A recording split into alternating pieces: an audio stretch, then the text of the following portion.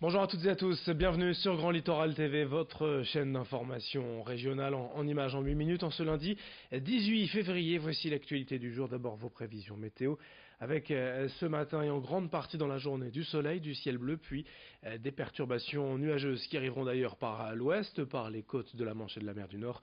Le littoral sera le premier concerné, puis l'intérieur des terres, l'Audomarois et la Flandre cet après-midi. Un risque d'averse est même annoncé pour ce soir et pour la nuit prochaine dans la région.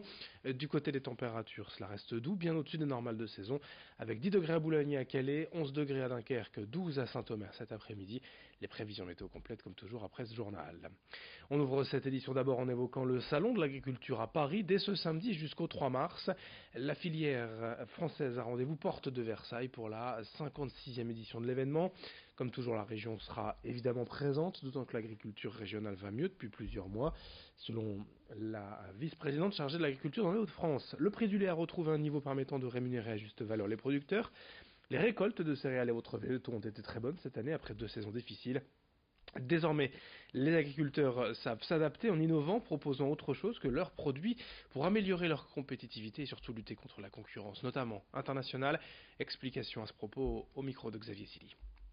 C'est une nouvelle qui est passée inaperçue. Le 25 janvier, François de Rugy a annoncé dans le programme pluriannuel de l'énergie une baisse qui était envisagée, une baisse substantielle du prix de rachat du mégawatt. Et donc on a peur que ça donne un coup d'arrêt à toute la dynamique importante en faveur de la méthanisation. Il faut savoir qu'ici aujourd'hui on a 180 projets en Hauts-de-France de méthanisation. Les agriculteurs bougent beaucoup sur ce sujet, ils ont raison.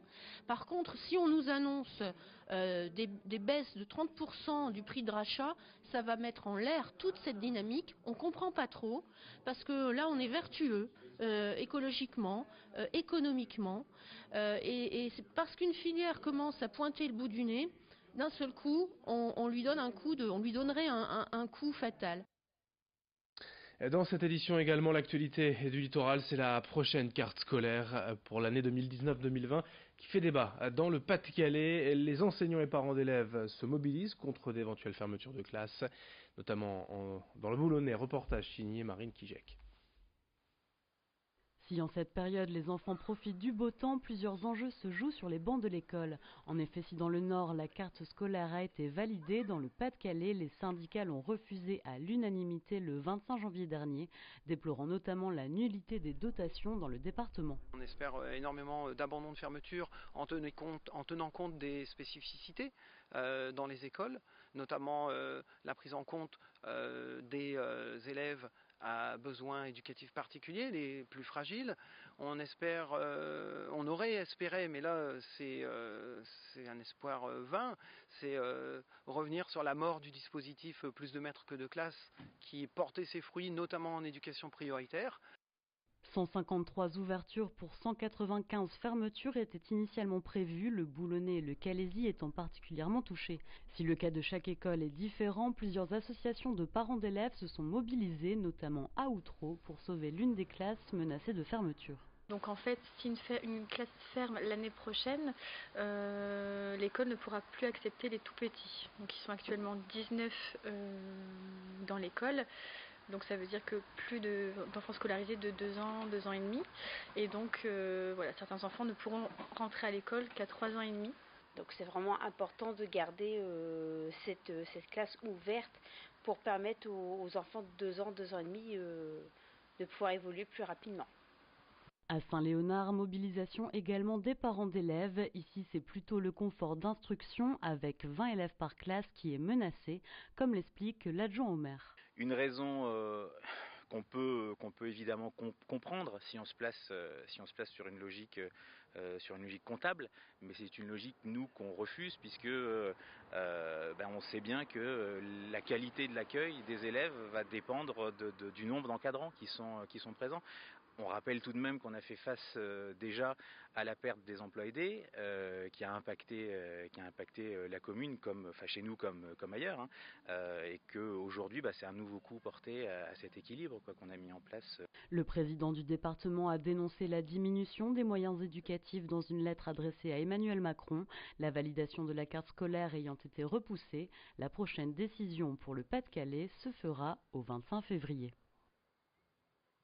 Et dans cette édition également, quelques infos en bref. Notez que la SANEF va poursuivre ses travaux de réaménagement du viaduc d'Échingant près de Boulogne. L'ouvrage d'art sera donc fermé à la circulation ce mardi et ce jeudi. La nuit de 21h à 6h, des déviations seront mises en place, bien évidemment. Un fait divers est également à Lic. Ce samedi après-midi, un homme de 48 ans a été tué par la chute d'un arbre. Il travaillait avec sa belle famille à l'abattage d'arbres. Il était originaire de Lonne-Plage. Un des arbres lui est tombé dessus. Il n'a pas survécu à ses blessures. Dans cette édition également, un sujet maintes fois évoqué ici, mais toujours aussi important, le don du sang est un geste nécessaire pour la société. En France, l'EFS, l'établissement français du sang, estime qu'il faut environ 10 000 dons par jour pour assurer un stock suffisant. Dans les Hauts-de-France, les donneurs sont nombreux et généreux, plus que dans d'autres régions de France d'ailleurs, mais durant les vacances scolaires, il y a toujours une petite baisse du nombre de dons. Alors n'hésitez pas à vous rendre dans les centres permanents de l'EFS, notamment à Dunkerque ou aussi ailleurs dans les collectes mobiles. Il y en a régulièrement, des camions qui circulent partout dans la région et passeront forcément ces jours-ci près de chez vous. Explication quant au processus de don, comment cela se passe au micro de Lucille-Berthe Constant avec Rémi Desremeaux. Pour venir donner votre sang, vous devez déjà être majeur, vous devez peser plus de 50 kg et présenter une pièce d'identité.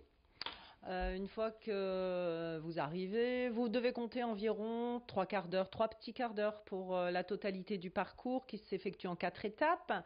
Donc vous avez l'accueil avec la remise des documents, etc. Vous avez un questionnaire médical à remplir. Ensuite l'entretien avec le médecin, le prélèvement. Donc pour un don de sang, c'est une dizaine de minutes.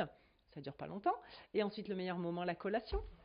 Et le don de plasma est un don qui est plus long, qui dure entre 3 quarts d'heure et 1 heure. Il s'effectue de manière générale sur rendez-vous, mais on peut ici à la maison du don venir donner sans rendez-vous. Hein. On vous trouvera toujours une place. Et il est essentiel aussi que les donneurs habitués au don de sang viennent donner leur plasma, car c'est un produit sanguin dont on a extrêmement besoin également.